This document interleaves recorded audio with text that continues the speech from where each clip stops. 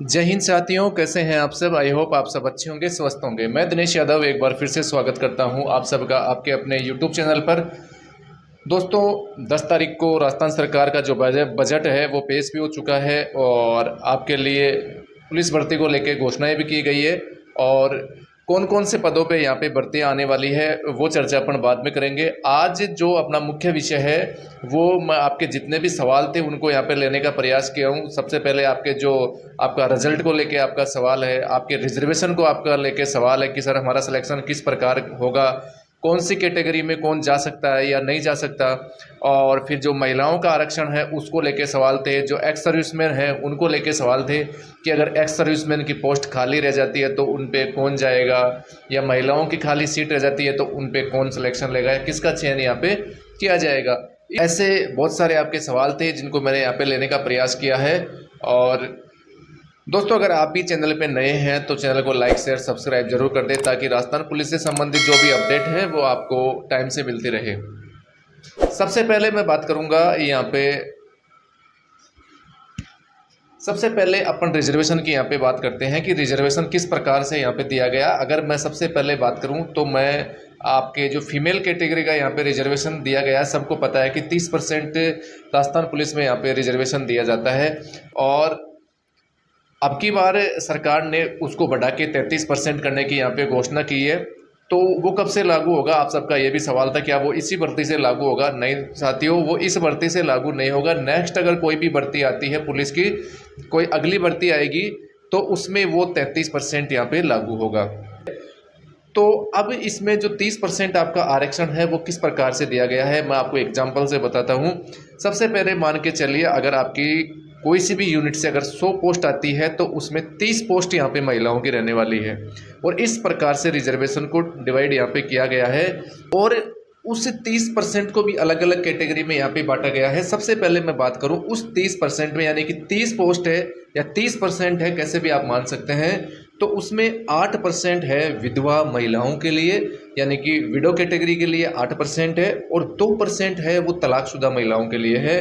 और बाकी बच गया जो जनरल फीमेल कैटेगरी के लिए है। जनरल आप हर कैटेगरी की जनरल फीमेल के लिए है, वो केवल जनरल के लिए नहीं है। यानी कि उसमें फिर आपकी 20% आपका रिजर्वेशन यहाँ पे बचता है। 10% यानी कि 8 और 2 10% यानी कि 10 पोस्टें तो यहाँ से ये कम हो जाएगी, बचेगी आपके पास में 20 सीटें। तो फिर ये आपके लिए यहाँ पे सीटें बचने वाली है। अब सवाल ये था कि सर अगर तलाकशुदा जो महिलाएं हैं या जो विधवा महिलाएं हैं उनकी अगर सीटें नहीं बढ़ती है, या वो महिला या वो फीमेल कैंडिडेट यहाँ पे नहीं मिलती है, तो फिर उन सीटों का क्या होगा? वो सीटें फिर उसी कैटेगरी की जो फीमेल कैटेगरी है उनसे उनको भरी जाएगी।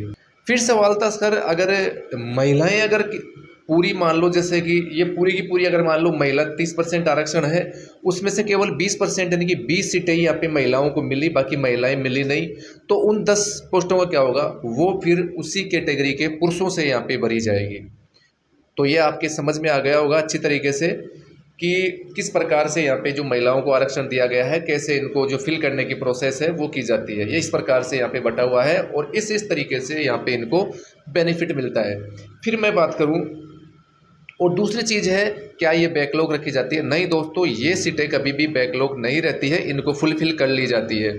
फिर मैं बात करूँ एक्स सर्विसमैन की, सबसे बड़ा सवाल यही है, ज़्यादातर सवाल जो कैंडिडेट का है वो यही है, एक्स सर्विसमैन को ही लेके सवाल है। सबसे पहले मैं बात करूँ तो विद्यार्थियों का सवाल था कि सर मान लीजिए अगर ओबीसी कैंडिडेट के कोई एक्स सर्विसमैन है, और आपको पता है सबको कि 12.5% यहाँ पे एक्स सर्विसमैन को यहाँ पे कोटा दे रखा है। अगर मान लीजिए 12.5% का कोटा अगर फुलफिल नहीं होता है, या पूरे जो एक्स सर्विसमैन है यहाँ पे नहीं मिलते हैं, तो फिर क्या उसी कैटेगरी के मेल कैंडिडेट को यहाँ पे मौका मिल सकता है, या वो सीटें मेल कैंडिडेट को यहाँ पे मिलेगी या नहीं मिलेगी? तो इसका जवाब है वो नहीं मिलेगी, क्योंकि 12.5% कोटा इन्हीं के लिए रिजर्व है, और केवल जो एक्स सर्विसमैन है वही यहाँ पे जा सकते हैं। इस पे अदर कोई भी कैटेगरी का या उसी कैटेगरी का कोई भी मेल कैंडिडेट यहाँ पे नहीं जा सकता। तो इसका मतलब यह है कि अगर आप जनरल कैंडिडेट है, चाहे एसटी हो, चाहे ओबीसी हो, चाहे आप एमबीसी हो, चाहे ईडब्ल्यूएस हो, कोई सी भी कैटेगरी हो, अगर वहाँ पे एक्स सर्विसमैन की सीटें दे रखी है तो आप भूल जाइए कि आप वहाँ पे जा सकते हैं, आप नहीं जा सकते। फिर बोलते सर अगर ये खाली रह गई, तो अगर ये खाली रह गई तो 1 वर्ष तक इनको बढ़ाया जाता है, यानी कि बैकलॉग रखा जाता है और नेक्स्ट भर्ती में इनको जोड़ा जाता है। अगर नेक्स्ट भर्ती में भी वो फुलफिल नहीं होती है तो फिर ये पोस्ट लैप्स कर दी जाती है। आपने इसका एग्जाम्पल देखा होगा, क्योंकि जब 2019 की भर्ती आई थी उस समय कितने एक्स सर्विसमैन लगे थे। ऐसा क्यों हुआ? क्योंकि पहले क्या होता था कि एक्स सर्विसमैन का कोटा लगातार बैकलॉग चलता रहता था और उस समय क्या हुआ था, पहली बार पार्ट वाइज यहाँ पे जो कट ऑफ है वो हटाई गई थी और कंबाइंड मेरिट लिस्ट की यहाँ पे घोषणा की गई थी। इस वजह से ज़्यादा एक्स सर्विसमैन का यहाँ पे सिलेक्शन हुआ था और जितना भी बैकलॉग बचा हुआ था एक्स सर्विसमैन का वो पूरा कर दिया गया था। इस वजह से ज़्यादा एक्स सर्विसमैनों का यहाँ पे सिलेक्शन हुआ था। तो ये थी आपके एक्स सर्विसमैन की बात, और यानी कि इस पर कोई भी कैंडिडेट नहीं जा सकता। फिर है जो बाहर के अभ्यर्थी हैं राजस्थान से बाहर के, वो कहाँ काउंट होंगे? वो सारे के सारे जनरल में काउंट होंगे। बाहर के अभ्यर्थी भले ही वो एसटी, एससी, ओबीसी किसी भी कैटेगरी के हो, सभी के सभी यहाँ पे जनरल में काउंट होंगे और ये बात तो बिल्कुल नॉर्मल सी है, सबको पता रहता है। फिर है एक सवाल, बहुत कॉम्प्लिकेट सवाल है सबका कि सर, एक सवाल और था सबका कि सर जिन्होंने हाइट और चेस्ट में छूट ले ली उनका क्या होगा, उनका सिलेक्शन कैसे होगा? तो मैं आपको बता दूं, जिन्होंने भी हाइट और चेस्ट में यहाँ पे छूट ली है, तो जैसे मान लीजिए एसटी कैटेगरी का कोई स्टूडेंट है या ज़्यादातर एसटी एससी के कैंडिडेट है, उन्होंने यहाँ पे छूट ली है, तो मैं उसके लिए बता दूं, अगर आपने छूट ली है तो आपका सिलेक्शन केवल एक ही कंडीशन में हो सकता है, जब आपका अगर कैंडिडेट आपकी कैटेगरी में नहीं मिलता है, जिन्होंने छूट नहीं ली हो, सबसे पहले उनका सिलेक्शन होगा। फिर भी अगर पोस्ट फिल नहीं होती है तो फिर आपका नंबर आएगा, अन्यथा आपका नंबर नहीं आएगा, भले ही आपके कितने ही नंबर हो। इस चीज़ का ध्यान रखना, सबसे पहले उनका नंबर आएगा जिन्होंने छूट नहीं ली है, यानी कि सबसे पहले सिलेक्शन उन्हीं का होगा। अगर फिर देखा जाए कि हाँ सीट नहीं भर रही है, उनके मिनिमम जो पासिंग मार्क्स है वो नहीं आ रहे, तो फिर आपको यहाँ पे लिया जाएगा। ये भी आपका बहुत लड़कों का यहाँ पे सवाल था। फिर सवाल था कि सर क्या पेपर में जो मिनिमम कट ऑफ मार्क्स है वो पार करना ज़रूरी है? बिल्कुल ज़रूरी है। पासिंग मार्क्स बिल्कुल निर्धारित किए गए हैं। वो किस प्रकार निर्धारित किए गए हैं? क्योंकि ये दोस्तों सारी की सारी चीज़ें नोटिफिकेशन में दे रखी है।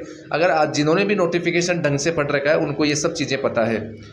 अगर मैं बात करूँ जनरल, ईडब्ल्यूएस, ओबीसी, एमबीसी, कौन सी जनरल, ईडब्ल्यूएस, ओबीसी और एमबीसी, उनके लिए 40% है। एसटी एससी के लिए 36% है, और जो नॉन टीएसपी कैटेगरी है उनके लिए ये चीज़ लागू नहीं है मिनिमम पासिंग मार्क्स का। और एक्स सर्विसमैन है उनको हर कैटेगरी में 5% की छूट है। वो कैसे? एक्स सर्विसमैन के लिए मान लो कि अगर जनरल, ईडब्ल्यूएस, ओबीसी और एमबीसी है, इनके लिए जनरल कैंडिडेट के लिए 40% है, तो एक्स सर्विसमैन के लिए यहाँ 35% रहेगा। और इसी प्रकार सब में उनको 5-5% की यहाँ पे छूट दी गई है। अब यानी कि कितने सवाल आपके काट पीट के सही होने चाहिए, यानी कि नेगेटिव मार्किंग हटा के सही होने चाहिए। अगर आप जनरल, ईडब्ल्यूएस, ओबीसी और एमबीसी हैं तो आपके 60 क्वेश्चन यहाँ पे बिल्कुल सही बचने चाहिए नेगेटिव हटाने के बाद में। और एसटी एससी अगर आप कैंडिडेट हैं तो आपके 54 क्वेश्चन यहाँ पे, यानी कि 36% हो गए आपके 150 का, तो वो 54 क्वेश्चन आपके यहाँ पे बचने चाहिए। और इसी प्रकार आप 5-5% है या 5 जो है आपकी 5% की यहाँ पे छूट दी गई है एक्स सर्विसमैन को, आप कम करके देख सकते हैं। और फिर एक सबसे बड़ा सवाल था जो एक आपके नोटिफिकेशन में 15 नंबर का एक पॉइंट दिया गया है, चयन सूची किस प्रकार से आपकी मेरिट लिस्ट तैयार की जाएगी। ये भी बहुत बड़ी कन्फ्यूजन है सबके।